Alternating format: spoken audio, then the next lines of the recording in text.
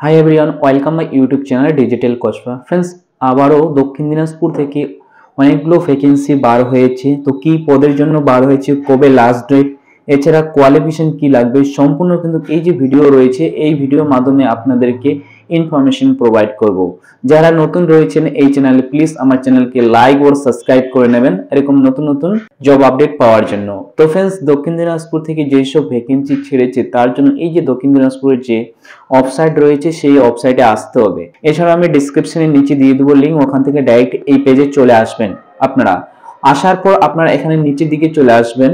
নিচের দিকে আসার পর এখানে দেখবেন যে রিক্রুটমেন্ট অ্যাপ্লিকেশন যে রয়েছে এখানে আপনারা ক্লিক করে নেবেন। এখানে ক্লিক করলে ওকে বাটন আসবে, ওকে বাটনে ক্লিক করে নেবেন। ওকে বাটনে ক্লিক করার পর এখানে দেখবেন যেসব ভ্যাকেন্সি দক্ষিণ দিনাজপুরে চলছে এখানে আপনারা দেখতে পাবেন যে লেটেস্ট যে ভ্যাকেন্সি চলছে এখানে আপনারা দেখতে পাবেন। লেটেস্ট যে ভ্যাকেন্সি গুলো বার হয়েছে এখানে আপনারা দেখবেন যে ফেব্রুয়ারি মাসের 12 তারিখে শুরু হয়েছে, এর লাস্ট ডেট কিন্তু ফেব্রুয়ারি মাসের 27 তারিখ অবধি আপনারা অ্যাপ্লাই করতে পারবেন। এখানে বার হয়েছে সুপারিনটেনডেন্ট মেলের জন্য 20 হোস্টেলে বার হয়েছে, কিন্তু BGRCY হোস্টেলে কিন্তু বার হয়েছে বিলাসপুরে এটা। এখানে আপনারা দেখবেন তাছাড়া কেয়ারটেকার মেলের জন্য বার হয়েছে সেম হোস্টেলে। এছাড়া আপনার দেখবেন এখানে আমিনপুর হোস্টেলেও কিন্তু এখানে বার হয়েছে। যেসব হোস্টেলে এখানে বার হয়েছে ভ্যাকেন্সি এখানে আপনারা দেখতে পাবেন। তার আগে আমরা এখানে যে ডাউনলোড যে নোটিফিকেশন বা অ্যাডভাইসমেন্টটা রয়েছে এখান থেকে ডাউনলোড করে নেব। ডাউনলোড করলে কিন্তু এখানে সম্পূর্ণ ডিটেলস আপনারা এখানে দেখতে পাবেন।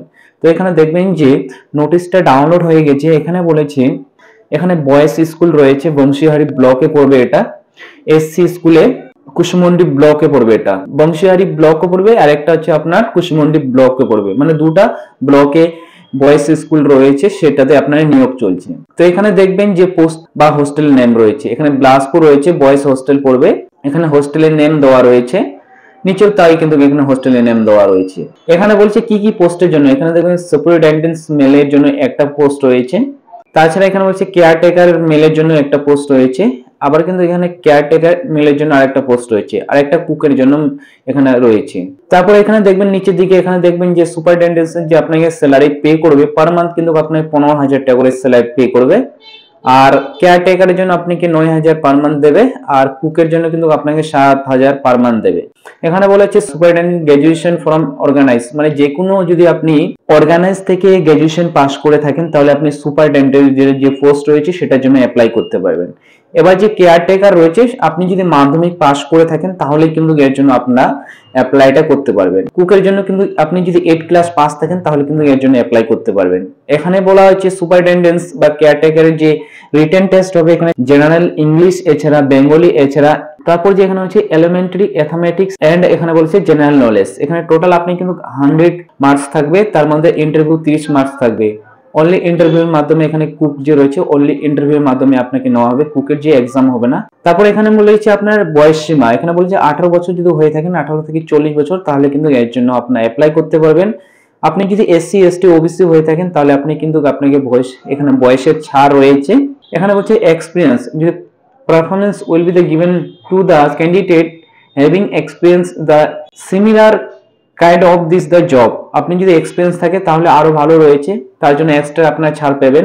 এখানে বলা হয়েছে জেনারেল ইনফরমেশন দেওয়া রয়েছে এখানে। তারপর এখানে বলা হয়েছে আপনার এখানে কবে লাস্ট ডেট হলো, কয়টা অবধি আপনার অ্যাপ্লিকেশনটা করতে পারবেন। তারপর নিচের দিকে চলে আসবেন, এখানে দেখবেন যে এই যে ওয়েবসাইট রয়েছে এই ওয়েবসাইটে গিয়ে আপনাকে যে ফর্মটা রয়েছে সেটা ফিল করতে হবে।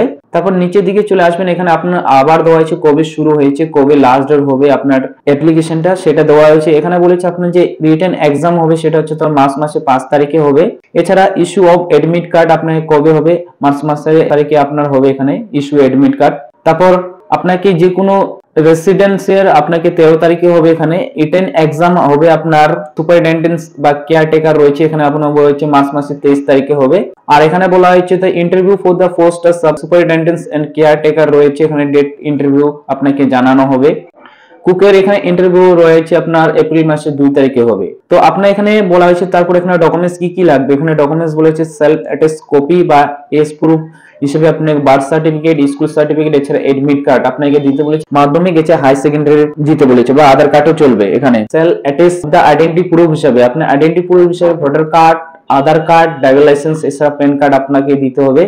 রেসিডেন্সিয়াল সার্টিফিকেট হিসেবে MP বা MLA বা SDO বা BDO বা প্রধান বা আপনার মিউনিসিপ্যালিটি যে কোনো আপনার অ্যাক্সিডেন্ট প্রুফ আপনাকে লাগবে, সেল অ্যাটেস্ট এর জন্য মার্কশিটটা আপনাকে শো করাতে হবে যে পোস্টের জন্য আপনি অ্যাপ্লাই করবেন। পাসপোর্ট সাইজের কালার ফটো লাগবে, ওয়ার্কিং এক্সপেরিয়েন্স সার্টিফিকেট থাকে তাহলে আপনি কিন্তু এর জন্য অ্যাপ্লাই দিতে পারেন। তো এবার অ্যাপ্লাই করার জন্য আপনার সেম ওয়েবসাইটে চলে আসবেন। আসার পর এখানে দেখবেন যে পোস্টের জন্য আপনি অ্যাপ্লাই করবেন এখানে দেওয়া রয়েছে।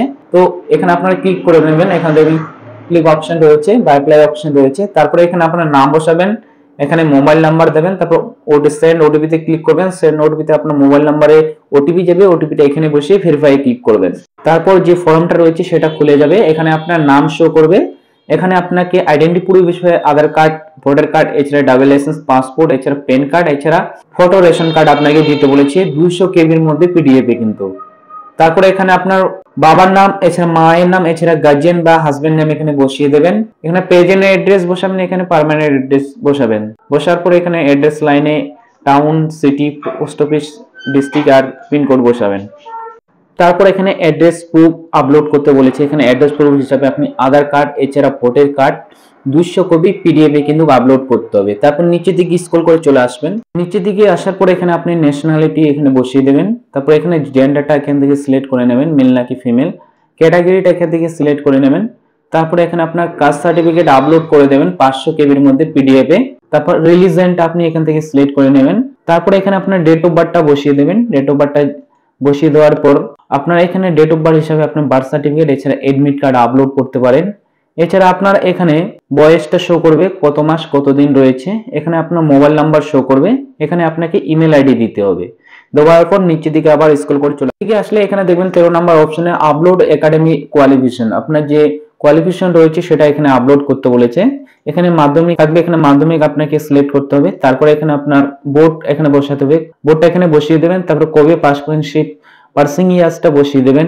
এখানে ফুল মার্ক কত ছিল আপনার মাধ্যমিকে, অপটেন মার্ক কত পেয়েছিলেন। অপটেন মার্ক বসালে অটোমেটিক আপনার যে পার্সেন্টেজ রয়েছে সেটা এখানে শো করবে। সেম এসএস আপনার এসএস বা 12 এর এখানে আপনাকে বোর্ডটা বসাতে হবে। বসার পর আপনার এখানে পাসিং ইয়ার্সটা বসাবেন, ফুল মার্ক বসাবেন, অপটেন মার্ক কত পেয়েছিলেন আর পার্সেন্টেজ এখানে শো করবে। সেম আপনাকে গ্র্যাজুয়েশন বসাতে হবে, কোন বোর্ড থেকে গ্র্যাজুয়েশন কমপ্লিট করেছিলেন, কত সালে পড়েছিলেন, ফুল মার্ক কত ছিল, কত পেয়েছেন আর পার্সেন্টেজ এখানে শো করবে। তারপর এখানে 14 নম্বর অপশন হচ্ছে এক্সপিরিয়েন্স। যদি এক্সপিরিয়েন্স আপনার করা থাকে তাহলে এই যে ঘর রয়েছে এই ঘরগুলোতে আপনাকে ফিল করতে হবে। ফিল করার পর অ্যাড বাটনে ক্লিক করে নেবেন।